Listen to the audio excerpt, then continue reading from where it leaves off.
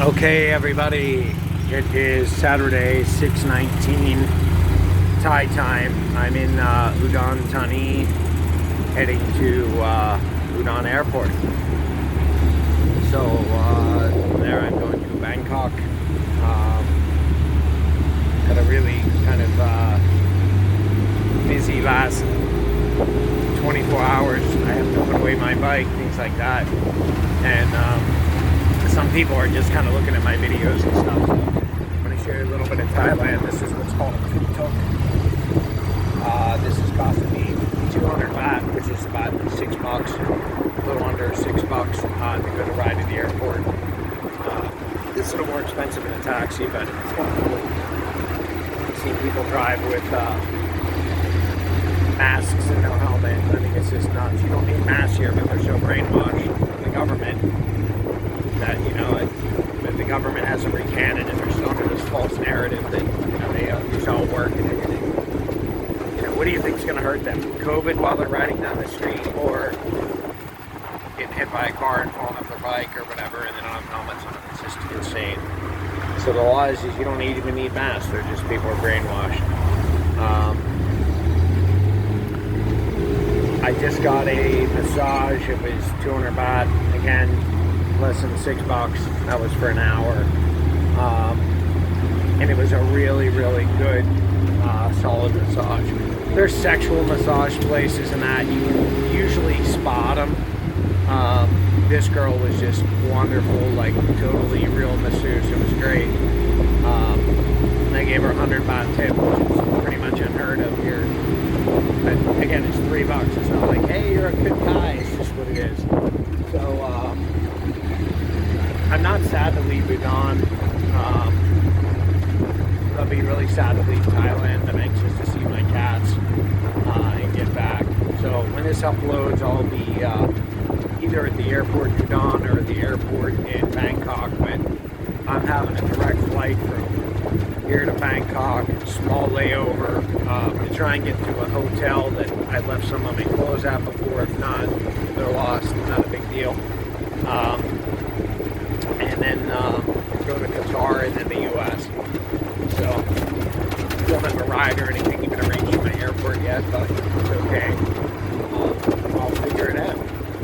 But really, really good people here. I don't particularly care for the Udon. It's kind of like a little Pattaya now, with sex bars everywhere. And you might think, hey, that's really cool, but that could be your daughter, right? I don't really, it's not my thing. But it's almost hard, like, to avoid them. Like, just go to a restaurant. No, they'll come up here or whatever there. But those people are not, a lot of them are not good people. Scammy, stuff like that. So you just kind of got to really keep your eyes open. But the country overall is absolutely safer than the U.S. Of course, I'm a naturally born American, and really, really good. If you think you're coming over and going to meet a girl and you're going to, all this other stuff, it just isn't going to happen. If you speak Thai, yeah, you could, it's like anywhere else, but I know some guys look at this stuff, and that's why I don't put sexual pictures up with girls. I don't like any of that. I just say what the country is. But on that note, the best girls in the world, if you're single, if you're a real committed guy and you can't speak another language besides English, is Philippines by far. Really, really good girls there. I mean, phenomenal. I don't like the country.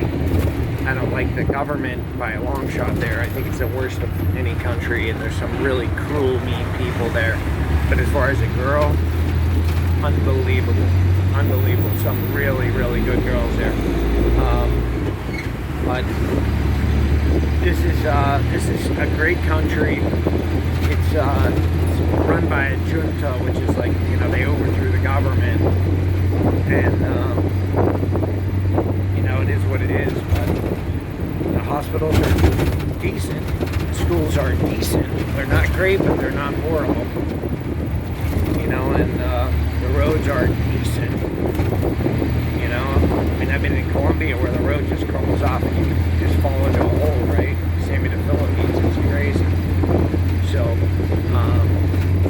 good people, but anyhow, it's kind of like my closing thoughts. I'm going to be really busy as I go. This shirt is from Thai. So, that's at the border between Laos and Thailand with the Friendship Bridge. And the reason I didn't go into Laos is the police are always corrupt in immigration, and they always scam you for like $5-6. So, I've spent, I don't know, $80,000 in the past couple of years on vacations. All that money could have been going into different countries, but like Philippines, they want you to have booster shots, and I'm not going there. Like, it's not happening. Like, I'm not doing it. You know, like, what a horribly run country. You still get COVID, give COVID whether you have boosters or not, so that's kind of silly. Colombia and Brazil, both easy countries to get into. Really, really good countries. You know, but you have to speak at least Spanish. Brazil, I can speak limited Portuguese, but I usually go with Spanish. I don't know, you know, for those who speak Spanish, like, ustedes es igual a ustedes, obrigado is gracias, right? It's, you know, instead of, you know, like pardon moi or whatever in French, you know, it's con license before you ask questions, or con sap my crop in Thai. So you just have to understand how the language works. But if you can speak some Italian, something like that, it's so much easier to learn. I can usually read the menus in Portuguese to some extent, very limited. But anyhow, it's good. They're both really good countries. My point is they left the countries open, so they made money. The Philippines is virtually a prison in and out right now. You need one health pass, go to this website, you need your booster shots, you're this, you're that, and if you don't have that, then you need to show like your COVID tests, and you know, I mean, it's nuts, and they check you for monkeypox and shit. Like, seriously, look at my leg, right? So, I have chemical exposure from the military, so I have different stuff on me, and they want you to roll up your sleeves and pants and all this. So they'd look at me and they'd be like, oh my God, you have monkeypox, right? But it's plaque and inverse psoriasis, so oh my God, they can quarantine me there, you know? Like, I mean, it's nuts. I would never feel safe going there. And who the hell wants to go to a country that's wearing a mask? You don't need a mask like anywhere, really, except I think China, Japan, and Philippines. I think they're the last countries on earth that are wearing a mask. So, you know, they're just killing their economy. It's absolutely stupid. And there's some good Filipinos over there, and they're not getting my money. I mean, I'm pissing money away right and left on vacations. And I tip well, like, so they're not getting it. But Thailand is very easy to come in. I didn't have to fill out any one health pass, health declaration. It's nothing. You have to show a COVID-19 test. You just come on in. No masks. Really cool, easy peasy. Visa on arrival. But again, you have to speak Thai if you're really going to have the full experience. If I have enough people ask me to teach them some basic Thai, maybe I would do that. Maybe for free, or I'd say donate to a cat charity or something, right? Like, it just, you know, it helps me learn as I teach language and stuff. So, you know, but I miss it. You know, there's a nice restaurant, a bar, driving by, live band. None of these places are cover charges, they're not busy. You know, but I'm not drinking like crazy at all. Again, I'm by myself, so it's kind of a boring trip in a lot of ways, but it is what it is. I'm at the airport now, and I'll show you this.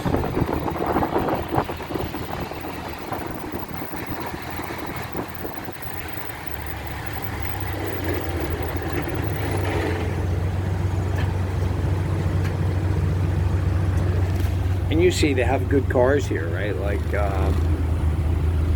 you know, I was in some really poor, remote areas because this is the northern part of Thailand, so this is a big city, but there's places that are extremely poor. I mean, it was so sad because a person that I know and care about was eating rotten mushrooms. So that was easy for me to remedy, but you know, what is the long-term solution to that? I saw a dog hit by a car that nobody would take to the doctor. You know, it's kind of like being in a combat zone. You start getting immune to stuff. I mean, dogs limping around, stuff like that. I mean, crazy stuff. I mean, it's like, well, what do you do? Listen, you could be here all day doing animals and like barely make it then.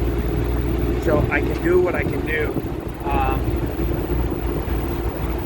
But it's Thailand. Like, you're in another world. Most people don't see places like this. In Philippines, it's much, much worse.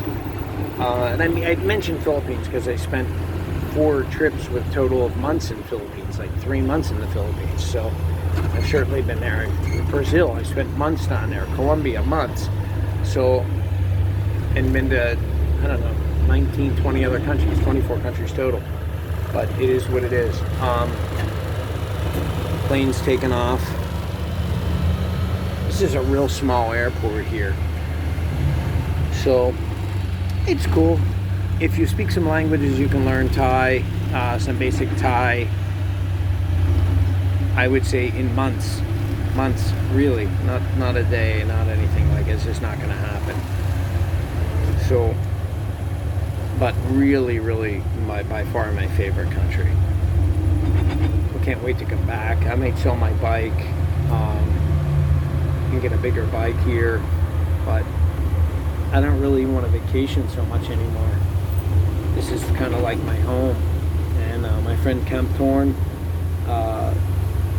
who's in Bangkok, who's such a wonderful guy, he said maybe I was Thai in a previous life, and even my friend Sushat said that, who Sushat passed, who lived in